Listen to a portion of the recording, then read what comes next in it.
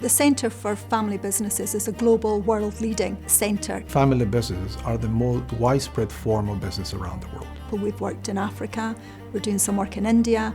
The great thing that working with experts at the university gives you is just allay some of those fears that you have with carrying that kind of imposter syndrome around with you. This work is important because the more we try to understand family firms over time, we realize there are more questions. It's critical for LUMS to engage with businesses in the region. We are part of that ecosystem and we can drive things for the businesses and take the region forward.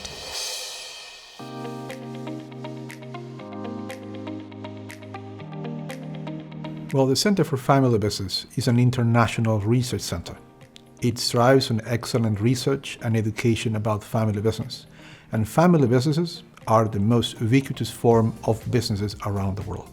The reason we focus on family businesses, it is because they represent the combination between family relationships and business performance. And that's why they are important to research and to talk about. So many businesses are family businesses. You know, even at the micro stage, they're still starting off around the family kitchen table, for example.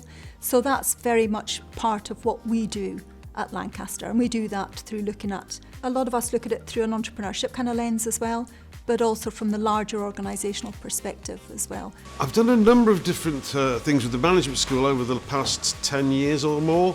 The great thing that working with experts at the university gives you is it just allays some of those fears that you have with carrying that kind of imposter syndrome around with you, where you've actually really learnt about leadership skills, and you've never really come into this with an MBA in management, like with the same skills that we find with them. So it just helps to cement some really good practices and systems into the way that you run the business. The Centre for Family Business concentrates on 15 wide areas. The reason those are important is because studying family businesses is not straightforward.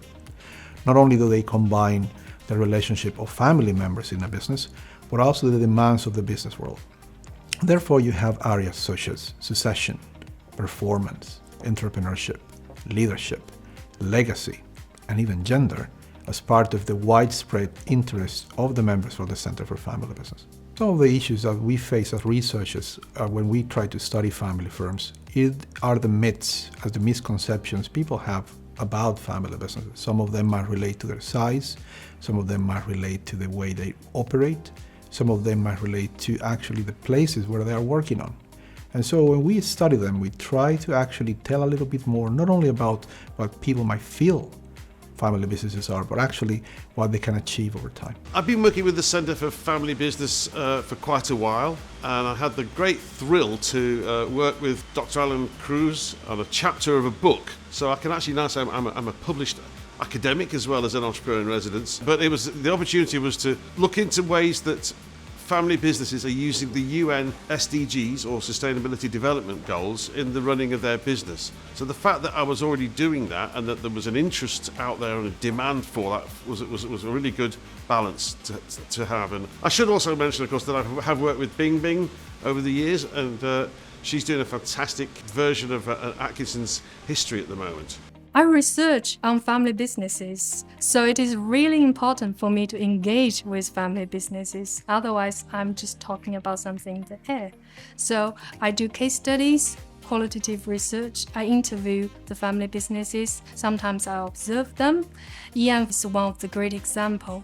He has a great business with a long history, starting from 1837.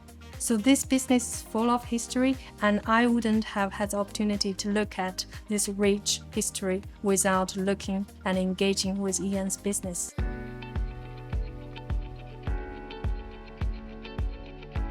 One of the reasons that led me to research family firms is that I come from a family business that has survived over 100 years. And one of the key things that I was impacted by was that old saying that family firms will cease to exist after 3 generations.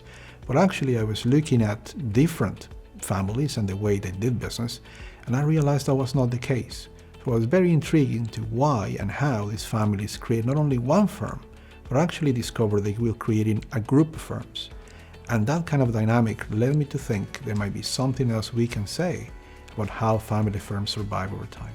Because we don't look for returns, I think we can give you this expertise that is unbiased. We want to tell you what's happening in the real world that the academia has been talking about, and we want you to tell us if that's true or not.